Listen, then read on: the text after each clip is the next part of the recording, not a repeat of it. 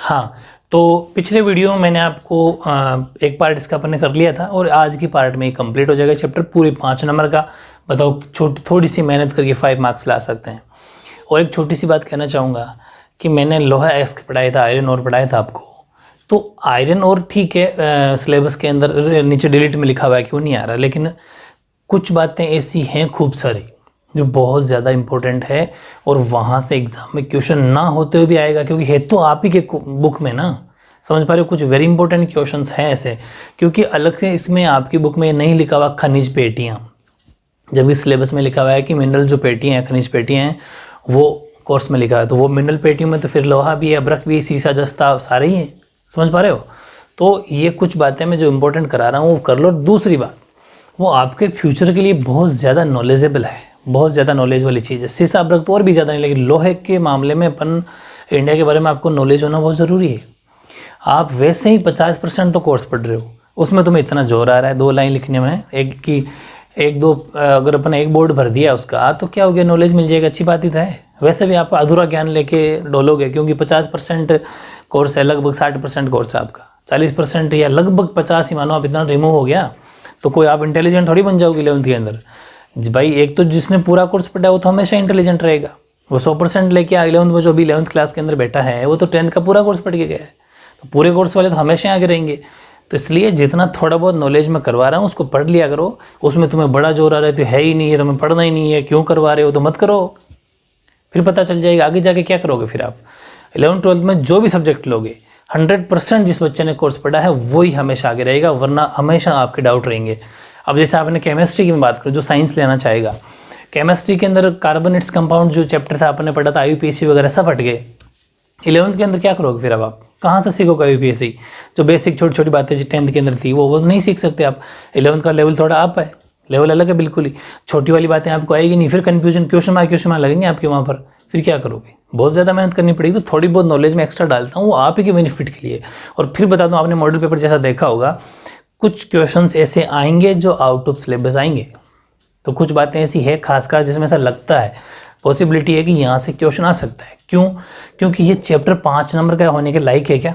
छोटा सा तो पार्ट और तो डिलीट हो गया, वो भी 5 नंबर का। तो ऐसा लगता है कि लोहे एक्स में से, आयरन और में से 1 मार्क्स के 1 या 2 क्वेश्चन आ सकते हैं। इस बात का ध्यान रखना आप। बड़ा जोर आता है, 100% कोर्स करते तब क्या होता है तुम्हारा। इसलिए जो करवा रहा हूँ कुछ लिमिटेड पोर्शन है, तो भेड़ चाल की तरह मत चलो, कुछ एक्स्ट्रा करोगे तब जाके परसेंटेज बनेंगे, ठीक है। और हाँ, एक बात और खास बता दूं कि अपन इस वीक में, ये जो वीक है, जैसे आज संडे है, तो इस संडे से लेकर नेक्स्ट संडे तक मैं लगातार कंटिन्यू SST चलाऊंगा। अपन जल्दी SST खत्म करते हैं, क्योंकि ये इजीली हो भी जाएगी। SST खत्म कर देते हैं, फिर अपन साइंस स्टार्ट कर देंगे, मैथ स्टार्ट कर देंगे जल्दी से। सब कोर्स फैब के अंदर मुझे ऐसा लग रहा है कि फरवरी में आपका कोर्स कंप्लीट करा दूंगा। संस्कृत भी साथ में चलती रहेगी, ठीक है। और मैथ वगैरह के वीडियो मैं आपको डालता रहूँगा बीच में, वो कभी भी आ जाएंगे, उसके लिए कोई फिक्स डे नहीं है, ठीक है। ओके, अब आज की बात की जाए एनर्जी मिनरल, यानी कि ऊर्जा खनिज। तो देखो, सबसे पहले डेफिनेशन क्या है इसकी। ऊर्जा खनिज क्या होते हैं? जो हमें एनर्जी देते हैं वो ऊर्जा खनिज होते हैं। तो देखो, ऐसे प्राकृतिक स्रोत जिसे मानव कहाँ से लेता है? सूर्य से, या फिर कोई जीवाश्म पदार्थ, ठीक है, या परमाणु घटकों से प्राप्त करता है। यानी कि जीवाश्म पदार्थ कौन से होते हैं? सूर्य तो जानते ही हो, जो सड़ गल जाते हैं, जमीन के अंदर दब जाते हैं, वो यानी the natural resources which known obtain from sun, biotic substance and atomic elements, ठीक है। और ये तो चलो छोटी सी बात थी, ऐसे ही 1 मार्क्स में कोई बात करे, लेकिन एग्जाम में क्वेश्चन यहाँ से आएगा। ये है सीधा क्वेश्चन कि भारत में इन संसाधनों का वितरण, उत्पादन निम्न प्रकार से पाया जाता है। कि यानी एग्जाम में क्वेश्चन पूछेगा कि भारत के अंदर जो एनर्जी सोर्स है या एनर्जी मिनरल हैं वो कौन कौन से, कहाँ कहाँ, कितने कितने हैं, वो एग्जाम में क्वेश्चन आएगा। इसका डिस्ट्रीब्यूशन पूछेगा, यानी वितरण पूछेगा, और इसका प्रोडक्शन पूछेगा, उत्पादन पूछेगा, ठीक है। ये ध्यान रखना। और मैं फिर बता दूं, अलग से भी आ सकता है, सिर्फ कोयला आ जाए, कोल के बारे में आ जाए 2 मार्क्स में, सिर्फ पेट्रोलियम प्रोडक्ट्स के बारे में आ जाए 2 मार्क्स में, फिर और कुछ 2 मार्क्स में पूछ ले। इसलिए ध्यान रखना, अलग से भी तैयार करना है, एक साथ भी ये तैयार करना है, सारी बातें इसमें मिक्स हो जाएगी। कोयला, कोल, तो कोल की अपन अगर बात करें नंबर 3 पे आते हैं अपन, ठीक है। यानी कि भारत विश्व का चाइना और अमेरिका के बाद में तीसरा कोयला उत्पादक देश है। वेरी इंपॉर्टेंट, सीधा 1 मार्क्स का क्वेश्चन बन गया यहाँ से कि इंडिया का कोल में कौन सा स्थान है, ठीक है। तो आपको सीधा ये नहीं लिखना कि हम तीसरे स्थान पर है, वहाँ पर भी मार्क्स कट जाएंगे आपके। इम्प्रेशन जाना चाहिए, आपको ये भी ऐसा लगना चाहिए फर्स्ट सेकंड कौन है। तो आपको एज इट इज़ यही लाइन लिखनी है कि India is the third largest and coal producing country in the world after China and USA. मतलब ये टीचर अमेरिका मान लो, ये लगना चाहिए कि उन देशों के बाद में हम तीन, मतलब बच्चे को नॉलेज है, ये चीज़ें ज़रूर ध्यान रखा करो, पूरी लाइन लिख के आनी है, ठीक है। ये बात तो चलो कंप्लीट हो गई। फिर बात है कि भारत में सबसे पहले कोयला कहाँ निकाला गया, ये भी वेरी इंपॉर्टेंट है, वेरी वेरी इंपॉर्टेंट है। तो आपको लिखना है कि सर्वप्रथम 1814 में, यह ईयर 100% याद रखना है और जगह का नाम भी याद रखना है। 1814 के अंदर रानीगंज में निकाला गया था। In India coal was found first in Raniganj in 1814, 1814 AD, ठीक है। ये बात होगी वेरी इंपॉर्टेंट, दोनों 1 मार्क्स में अलग से पूछ सकता है। इसके बाद में ये भी पूछा गया है, पूछ जा सकता है, पूछ भी लिया गया कि भारत में उपयोग में जो, मतलब अपन यूज़ जो करते हैं उस अनुसार कोयले में उसकी कार्बन मात्रा के अनुसार, यानी उसमें कितनी कितनी कार्बन मात्रा होती है उस अनुसार विभाजित किया गया है। मैं फिर बता दूं कि कोयले में जितनी ज़्यादा कार्बन की मात्रा होगी कोयला उतना ही अच्छा होगा। समझ पा रहे हो, कोयले में जितनी ज़्यादा कार्बन की मात्रा या क्वांटिटी होगी उतना ही ज़्यादा कोल या कोयला अच्छी क्वालिटी का होगा, ठीक है। यानी coal has been categorised on the basis of carbon contents as number 1। हमेशा सबसे पहले एंथ्रासाइड, एंथ्रासाइड 1 नंबर पे आता है, सबसे बेस्ट क्वालिटी का होता है। एंथ्रासाइड मतलब ए फॉर एप्पल से स्टार्ट होता है, तो वैसे ही याद हो जाएगा, एंथ्रासाइड 1 नंबर पे आएगा। बिटुमिनस 2 नंबर पे, क्योंकि बी से स्टार्ट होता है। मेरी बात समझ में आ गई। पहले यहाँ पर भी कन्फ्यूजन है कि फर्स्ट कौन था, एग्जाम हो जाता है कन्फ्यूजन। तो ए वाला फर्स्ट, बी वाला बिटुमिनस सेकंड, और लिग्नाइट मतलब आप इंग्लिश के अल्फ़ाबेट से याद करोगे तो भी आपको याद हो जाएंगे, ठीक है। फिर पी, पीट। अब ये तो हुआ चलो नंबरिंग, तो पहला एंथ्रासाइड, दूसरा बिटुमिनस, तीसरा लिग्नाइट और चौथा पीट। ये तो चारों याद हो गए, हिंदी इंग्लिश सेम है भाई ना, एंथ्रासाइड, बिटुमिनस, लिग्नाइट और पीट। अब परसेंटेज के हिसाब से याद करना है इसको। 80 से 90% इसके अंदर उसकी मात्रा होती है कार्बन की, ठीक है। 75 से 80, 35 से 50, 15 से 35। तो एक चीज़ को याद रखना कि 80 से स्टार्ट हो रहा है, 80 पे ख़त्म हो रहा है, 35 पे स्टार्ट हो रहा है, 35 पे ख़त्म हो रहा है। तो ऐसे थोड़ा अंदाज़ा रखना, क्योंकि ये परसेंटेज भी कंफ्यूज कर देता है, ठीक है। तो इस चीज़ को याद रखना कि जिसमें 80 से 90% कार्बन की मात्रा वो सबसे बेस्ट होता है एंथ्रासाइड, सबसे घटिया क्वालिटी का पीट होता है, 15 से 35% कार्बन होता है। मतलब जिसमें कार्बन की मात्रा कम होगी उतना ही ज़्यादा धुआं देगा, समझ पा रहे हो, इसलिए इनको ज़्यादा अच्छी क्वालिटी का नहीं माना जाता। बिटुमिनस 75 से 80% होता है, लिग्नाइट 35 से 50% होता है। और इंडिया के अंदर, राजस्थान के अंदर लिग्नाइट वगैरह की हमारे जो राजस्थान में होता है वो लिग्नाइट कोयला है, मतलब घटिया से थोड़ा सा ठीक ठाक कोयला है जो हमारे राजस्थान के अंदर मिलता है। ये भी क्वेश्चन आएगा, आगे पढ़ेंगे, अभी बता दूंगा। बहुत ज़्यादा इंपॉर्टेंट की बातें फैक्ट लिखवाता हूँ मैं, खास पॉइंट, बस उससे ज़्यादा आपको लिखना भी नहीं है। अब नेक्स्ट क्वेश्चन है कि कोयले के भंडार इंडिया में कहाँ है। तो इंडिया में असम में है, असम बोल दो चाहे असम बोल दो, मेघालय है, अरुणाचल प्रदेश है, हिमाचल प्रदेश है, नागालैंड और राजस्थान है। याद रह जाएगा, असम, मेघालय, अरुणाचल प्रदेश, हिमाचल प्रदेश, नागालैंड और राजस्थान। यानी कि the deposits of such type of coal are found in Assam, Meghalaya, Arunachal Pradesh, Himachal Pradesh, AP, HP, Arunachal Pradesh AP, Himachal Pradesh HP और नागालैंड और राजस्थान, ठीक है। ये वेरी इंपॉर्टेंट स्टेट है, अलग से, मतलब जितने भी मैंने फैक्ट लिखे हैं वो अलग से 1 मार्क्स में तो आएंगे ही आएंगे, और एक साथ पूछेगा तो सारी बातें उसमें मिक्स हो जाएगी। इसीलिए मैं टेस्ट आपका 1 लाइनर क्यों बनाता हूँ कि एक लाइन जब पूछूंगा ना, तो जिस बच्चे को लाइन याद है, मेरी बात सुनना, मैं बहुत ज़्यादा मेहनत होती है उतना बड़ा टेस्ट बनाने में, कि जब मैं डीपली टेस्ट बनाता हूँ कि उसमें क्या होगा कि 1 मार्क्स की तो तैयारी होगी, और जिसने 1 लाइन वाले क्वेश्चन याद कर लिए उसके 5 नंबर की भी तैयारी हो जाएगी, साथ में 3 वाले की भी तैयारी हो जाएगी। जब उसको लाइन ही याद है तो फिर क्या दिक्कत है, समझ गए। इसलिए फिर है राजस्थान में, देख लो, ये मैंने कहा था ना, राजस्थान में लिग्नाइट प्रकार का कोयला मिलता है। तो राजस्थान में लिग्नाइट प्रकार का कोयला पाया जाता है, जो कि चूने की जो चट्टानें होती है उनके साथ में मिलता है। कहाँ मिलेगा, ये वेरी वेरी इंपॉर्टेंट है, अलग से क्वेश्चन आएगा, क्योंकि देखो राजस्थान जितने भी क्वेश्चन है वो तो अलग से पूछे जाने ही जाने हैं, इंपॉर्टेंट है ये, ठीक है। कि राजस्थान में कहाँ मिलता है, तो राजस्थान में बाड़मेर के कपूरडी जगह का नाम है, जालिपा, गिरल, भाडखा, ये गूंगा तथा शिव, ये तो बाड़मेर की जगह होगी, ये जिले मान लो, सॉरी बाड़मेर तो खुद जिला। बाड़मेर के जगह कौन कौन सी, कपूरडी, जालिपा, गिरल, भाडका, गोंगा, शिव। ठीक है, ये तो बाड़मेर में जगह हो गई जहाँ पर लिग्नाइट कोयला मिलता है। फिर नंबर आता है बीकानेर का। बीकानेर की बरसिंगसर, प्लानागुड्डा, बीठनोक, नागौर, बीठनोक, यहाँ तक हो गया। फिर नागौर जिले की बात की जाए तो नागौर के अंदर भी खूब सारी जगह हैं, मेड़ता हैं, कसनऊ हैं, कुचेरा हैं, मातासुक जो जाइल के अंदर पड़ता है में मिलता है। ठीक है, तो ये चीज़ें कुचेरा डेगाना के पास पड़ता है, मतलब नागौर में मेड़ता, कसनऊ, कुचेरा और मातासुक में मिलता है। ठीक है, और राजस्थान में लिग्नाइट के इस भंडार का उपयोग, अच्छा मेन चीज़ आपको याद हो गई क्या कि हम इस कोयले का यूज कहाँ कहाँ करते हैं और राजस्थान में कहाँ कहाँ कोयला मिलता है। तो basically lignite coal is found in Rajasthan which is present with limestone of Kapurdi, Jalipa, Giral और भाडका, गूंगा एट शिव, ये तो है बाड़मेर में। और मेड़ता, कसनऊ, कुचेरा और मातासुक ये है नागौर डिस्ट्रिक्ट के अंदर।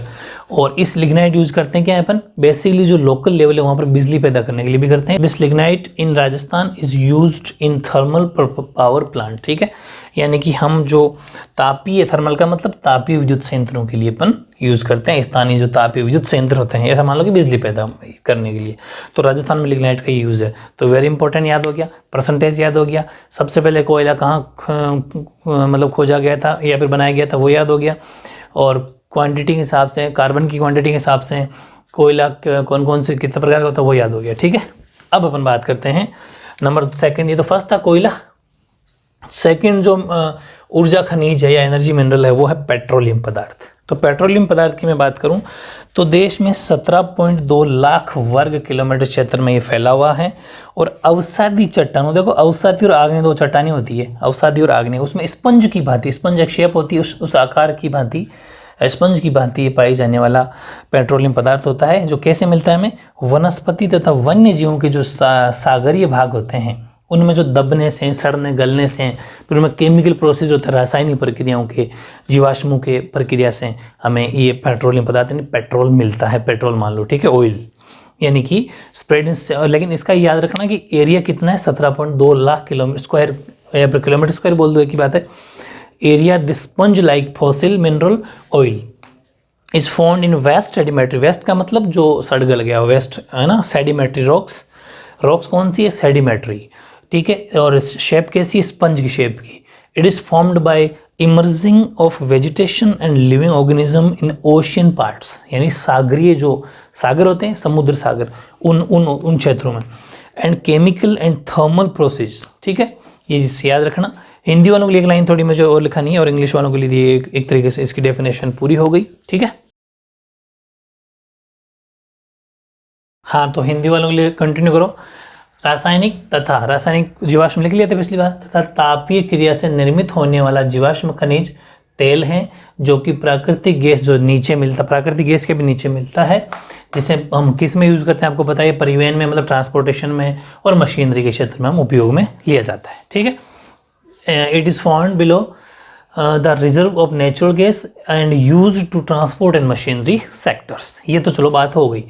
अब ये जो मैंने बातें लिखवाई है ना, ये 101% वेरी इंपॉर्टेंट क्वेश्चन है। कैसे कैसे इंपॉर्टेंट, देखो क्वेश्चन बनेगा कैसे वो पता होना चाहिए आपको।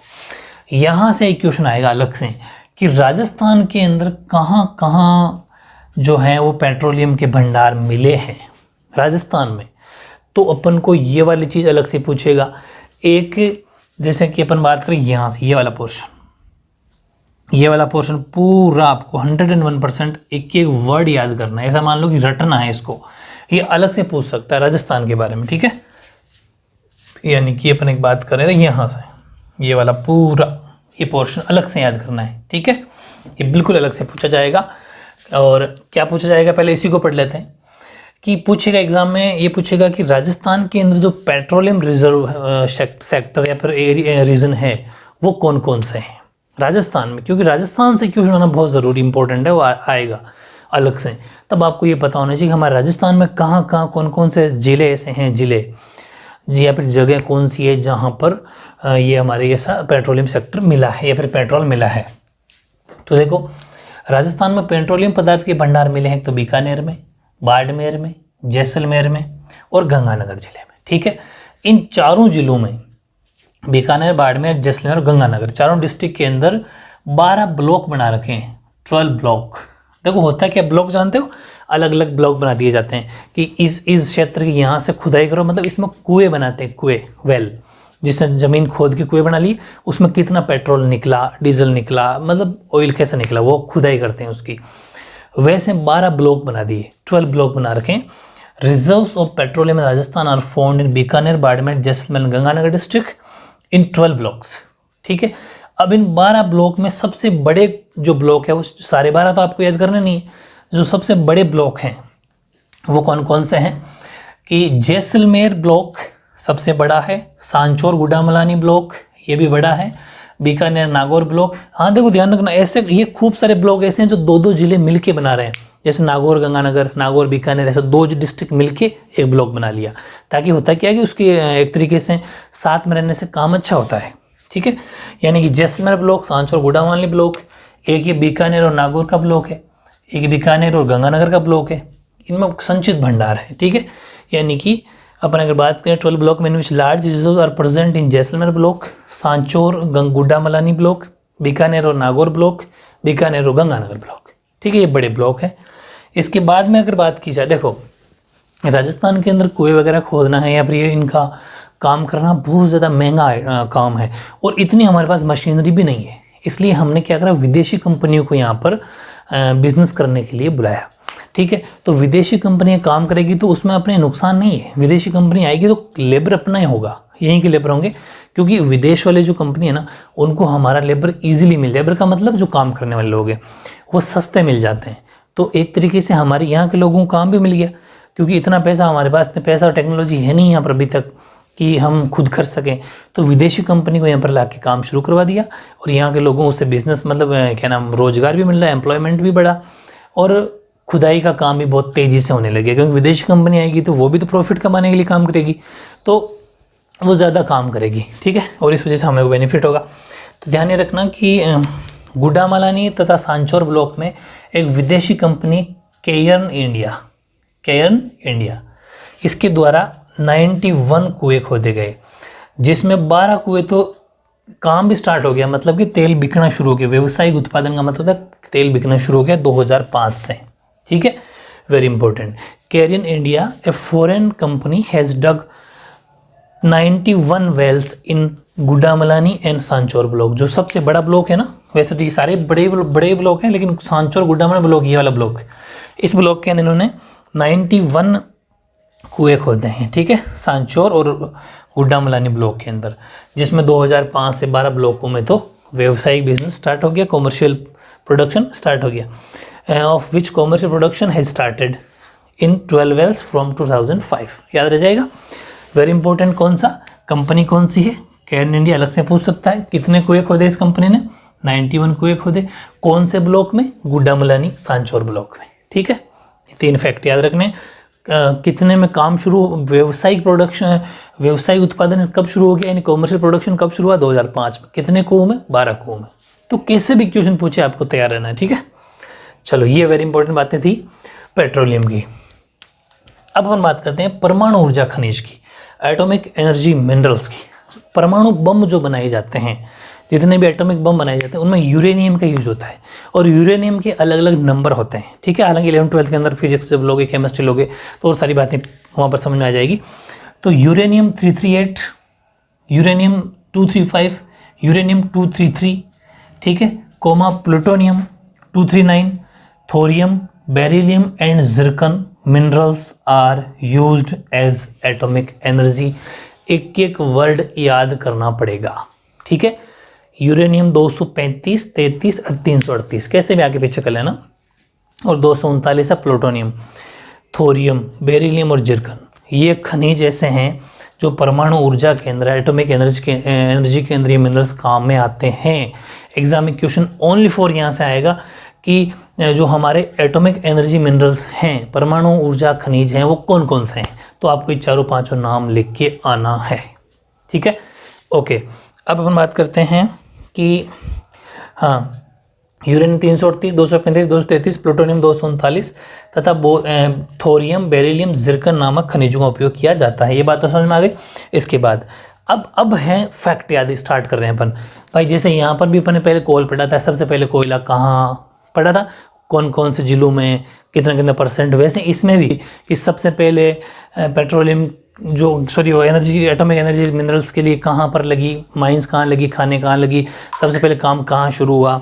तो वो क्वेश्चन है कि जैसे 1948 में परमाणु ऊर्जा आयोग का गठन किया हमने सबसे पहले, कब, 1948 में, जिसके द्वारा देश में 17 रिएक्टरों को द्वारा देश में 4800 मेगावाट विद्युत उत्पादन किया जाता है।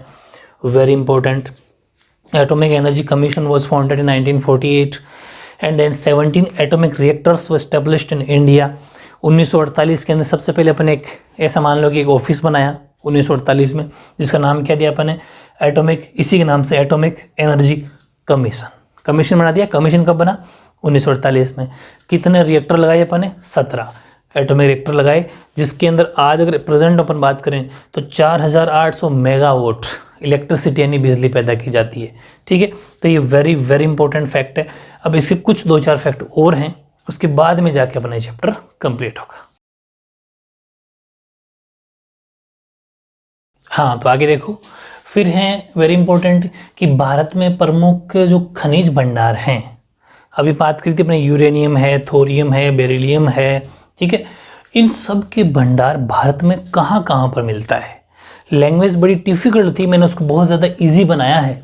आपको ये याद करना है कि राजस्थान में अगर अपने यूरेनियम की बात करें तो इंडिया में भारत में अगर परमाणु खनिज के बारे में, उसमें भी यूरेनियम की बात करें तो यूरेनियम बिहार की सिंहभूमि, बस इतना से याद रखना है कि यूरेनियम के भंडार बिहार में सिंहभूमि नामक जगह है, वहाँ पर मिलते हैं। ठीक है, और थोरियम की अपन अगर बात करते हैं तो केरल तथा बिहार दोनों में, केरल स्टेट में भी और बिहार स्टेट में भी थोरियम मिल जाता है। ठीक है, और बेरिलियम की बात करें तो ये राजस्थान, बिहार और आंध्र प्रदेश, तीनों स्टेट याद करने हैं। बेरिलियम कहाँ मिलता है, अपने राजस्थान में मिलता है, बिहार में मिलता है और आंध्र प्रदेश में भी मिलता है। ये अपने इन तीनों के भंडार हैं, रिजर्व्स हैं। मतलब कि अगर यूरेनियम रिजर्व की बात करें तो सिंहभूमि इन बिहार, थोरियम की बात की जाए तो केरला एंड बिहार, और बेरिलियम की बात की जाए तो वो है राजस्थान, बिहार एंड आंध्र प्रदेश। ठीक है, ओके। अब एक लास्ट टॉपिक आपकी और जोड़ा हुआ है, वो है कि राजस्थान के मिनरल कौन कौन से, अलग से 2 मार्क्स में वेरी इंपॉर्टेंट, मैंने पूरे लैंग्वेज से पॉइंट बना के लिख दिया, ऐसा कैसा आपको लिखना है। राजस्थान में खनिज यानी कि मिनरल्स इन राजस्थान। तो आपने सुना भी होगा कि मार्बल सिटी मकराना है। मकराना कौन सिटी कहते हैं, मार्बल सिटी, यानी संगमरमर का शहर कहा जाता है। और वैसे भी अगर अपन राजस्थान की बात करें ना, तो राजस्थान के अंदर, राजस्थान को ये सबसे बड़ी एक अच्छी लैंग्वेज है कि राजस्थान को खनिजों का अजायब घर कहा जाता है। अजायब घर का मतलब इतने सारे खनिज है यहाँ पर, इसलिए इनको the museum of minerals, minerals का म्यूजियम कहा जाता है। क्यों कहा जाता है कि Rajasthan is known as the museum of minerals, क्योंकि यहाँ पर 79 टाइप्स के, 79 मतलब लगभग 80 से एक कम प्रकार के खनिज मिलते हैं, जिसमें 44 तो बड़े, 23 छोटे, लघु का मतलब छोटे, और 12 का मतलब अति गौण, बहुत छोटे खनिज पाए जाते हैं। सुना भी होगा मेजर, मिनी, माइक्रो, वो लेवल है। यानी कि about 79 types of minerals are found in Rajasthan. कितने, 79, बहुत बड़ी बात है ये। आउट ऑफ इस 44 kinds are large, 23 small and 12 are micro minerals. Large कितने हैं, 44, 23 मतलब आधे से एक ज़्यादा, स्मॉल है, और फिर उसके भी आधे से एक कम, क्योंकि इसका आधा मतलब 23 का आधा 12.5 होता है, तो आधा कम, 12 माइक्रो मिनरल्स है। तो मतलब ये जो मैं बातें बता रहा हूँ ना, क्योंकि ये क्वांटिटी वर्ड्स याद नहीं रहेंगे, जबकि अपन को लिख के आना है 44, 23, 12, टोटल कितने, 79। इस तरीके से ये जो वर्ड है उनको तो अपन को याद रखना पड़ेगा। ठीक है, फिर अपन बात करें राजस्थान में और पूरे भारत में राजस्थान में कौन सा स्थान है, कौन सा नंबर है खनिजों के हिसाब से, मिनरल्स के हिसाब से। तो तीसरे नंबर पर बनाते हैं। मध्य प्रदेश 1 नंबर पे आता है और छत्तीसगढ़ 2 नंबर पे आता है। उसके बाद राजस्थान तीसरे नंबर पे आता है, किसमें, खनिजों में। और अगर अपन देश के पूरे उसकी बात करें तो 22%, 22% यहाँ पर खनिजों का भंडार है। यानी कि from availability point of view Rajasthan is the 3rd largest mineral producing state. ठीक है, 3rd largest mineral producing state in the country after Madhya Pradesh and Chhattisgarh. ठीक है, और पूरे देश की टोटल डिपॉजिट्स की बात करें, कुल भंडार की बात करें, अच्छा कुछ एक स्टूडेंट पूछ रहा था कि ये डिपॉजिट का मतलब क्या होता है। डिपॉजिट का मतलब जैसे आपने कुछ पैसा इकट्ठा किया, डिपॉजिट करवाया, मतलब आपने उसको सुरक्षित रखा, इकट्ठा किया, भंडार किया, सेविंग। तो अपन ने इतना टोटल जो सेविंग कर रखी है उनमें 22% डिपॉजिट अपने राजस्थान का है पूरे भारत में, बड़ी बात है। 22% of total deposits of the country, ठीक है। और फिर लास्ट में और लिख देना कि राजस्थान के प्रमुख खनिजों में देखो, ये दो तो शहर भी याद कर लेना, वेरी इंपॉर्टेंट, अलग से पूछेगा वो कि संगमरमर नगरी किसे कहते हैं या तांबा नगरी किसे कहते हैं, कॉपर सिटी किसे कहते हैं और मार्बल सिटी किसे कहते हैं। तो कॉपर सिटी खेतड़ी को कहते हैं और मार्बल सिटी मकराना को कहते हैं। नागौर जिले के अंदर पड़ता है मकराना, तो मकराना को कहते हैं। खेतड़ी झुंझुनू डिस्ट्रिक्ट में पड़ता है, ठीक है। तो याद रखना, तांबा नगरी खेतड़ी को कहा जाता है और संगमरमर नगरी यानी मार्बल सिटी और मकराना को कहा जाता है। इसी प्रकार राजस्थान के 2-4 और याद कर लेना कि यहाँ पर कौन कौन से खनिज मिलते हैं। सीसा मिलता है, जस्ता, चांदी, तांबा, जास्पर, जिप्सम, मार्बल, टंगस्टन, तांबड़ा। ऐसे ही कोई 2-4 भी लिख दिया तो बहुत है, क्योंकि मेन पॉइंट तो आपके यहीं पर हो जाएंगे खत्म। तो मेन मिनरल्स कॉपर, सिमिलरली इसी प्रकार lead, zinc, silver, copper, jasper, gypsum, tungsten and garnet etcetera, ये जास्पर है। तो इस तरीके से ये अपना जो 5 मार्क्स का चैप्टर था वो अपना कंप्लीट हो गया। और जिसकी इच्छा हो तो फर्स्ट वीडियो में आयरन और एलॉयस पढ़ लेना। वैसे भी मैं फिर बता दूं कुछ क्वेश्चंस बाहर से आएंगे, क्योंकि सिलेबस तो आप ही का है। और आपको एक बात और बता दूं, इंटेलिजेंट स्टूडेंट जो है ना, जो भले ही कोर्स मत आओ फिर भी जैसे मैथ्स को पूरा पढ़ रहे हैं, साइंस में भी खास खास बातें पूरी पढ़ रहे हैं, और एसएसटी में भी जो मैं खूब सारे स्टूडेंट का अच्छा रिस्पॉन्स आता है कि यस सर आप करवाओ, हम ये कर लेंगे। तो ये आपके बेनिफिट की बातें हैं। जो 10th की बुक्स में है वो आगे की 11th-12th की बुक्स में नहीं मिलेगा, क्योंकि ये बेसिक्स है। और मैं चाहता हूँ कि कुछ कुछ चीज़ें आपको करवा दूँ। जैसे मैंने हिस्ट्री में महाजनपद वाला चैप्टर वो वीडियो मैंने बनाया था, तो महाजनपद वाला जो वीडियो है, जो क्वेश्चन है, वो आगे आपको कहीं नहीं मिलेगा कोई से भी पार्ट में, क्योंकि वो 10th के अंदर डाल देंगे। तो ये ऐसी कुछ बातें होती हैं जो क्लास 10th के लिए ही बनी होती है, जो अदर क्लासेज में आपको नहीं मिलती। और बेस जिसे कहते हैं, बेस मजबूत होने के लिए ये सब बातें पढ़नी ज़रूरी है। तो लो है इसके लिए रटना मत, खास खास बातें याद कर लेना, क्योंकि वहाँ आयरन और वहाँ से क्वेश्चन आ सकता है, ठीक है। तो इस वीक, अच्छा आज आपका टेस्ट भी है, तो शाम को 5 बजे 6 बजे समथिंग आपको टेस्ट भी मिल जाएगा मैथ्स के चैप्टर 5 का। जब तक इसको आपको पढ़ के याद रखना है, ये 5 नंबर पहले खड़े करो, क्योंकि नेक्स्ट वीक में इसका टेस्ट होगा आपके। जैसे मैं वो मंडे को टेस्ट प्लान डालूंगा, उसमें इसका टेस्ट पक्का होना है, ठीक है। और इस वीक में नेक्स्ट संडे आए, जब तक अपन एसएसटी को कंप्लीट करने की अपन ने ठान लिया, इसको पूरा करके रहेंगे, ठीक है। फिर पूरे एसएसटी का चलते रिवीजन करते रहेंगे, फिर फुल एसएसटी का टेस्ट लेंगे। बताओ कितना मुश्किल चीज़ थी एसएसटी, उसको अगर मेरी अकॉर्डिंग आप पढ़ रहे हो तो एसएसटी आपको बहुत इंटरेस्टिंग लग रही होगी, और बहुत इंटरेस्टिंग है भी। उसको मुश्किल बना दिया गया है कुछ लोगों ने उंगलियां फेर फेर के, क्योंकि जो स्किन लगा ली, बोर्ड भर लिया, उससे मज़ा नहीं आता, ठीक है। तो इस तरीके से अपन को बहुत ही शानदार तरीके से स्टडी करनी है, 90+ का टारगेट रखना है। जो मैं करवा रहा हूँ वो सिर्फ आपके लिए, ये मत सोचो कि ये कोर्स में है ही नहीं, फलानी, ठीक है। ऐसा कुछ भी नहीं है, सब कुछ जो मैं करा रहा हूँ सब आपके कोर्स में है, ये आपको मान के चलना है, ठीक है। ओके।